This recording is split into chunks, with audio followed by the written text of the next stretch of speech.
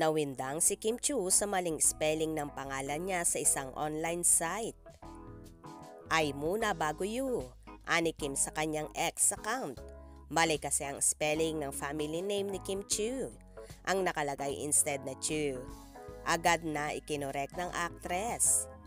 Tweet niya, Kim Chiu, wherein the letter I precedes the U.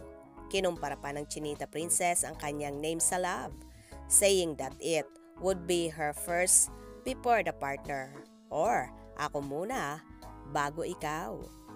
I-inform pa niya ang site na nauuna ang I sa you.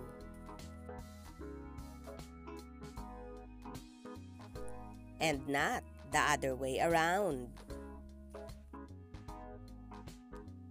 Hindi ito ang unang pagkakataon na babaligtad ang apelido ni Kimi, na minsan ay kinakatawa na lamang niya. Bukod pa rito ay palagi niyang itinatama at sinasabing, ay muna, bago you.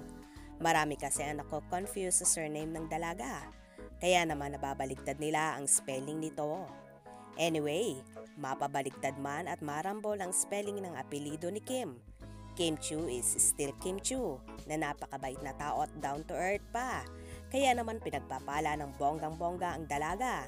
Nakabi-kabila ang mga proyekto at mga endorsement. Kaya pak na pak si Kimi.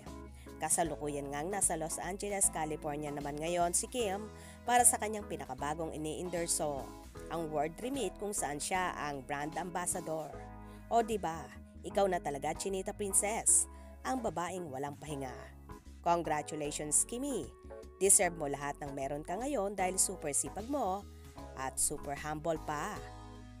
Kaya naman tumutok at huwag na pahuli sa mga maiinit na kaganapan. Anong inyong magiging reaction sa bidyong ito? Comment below.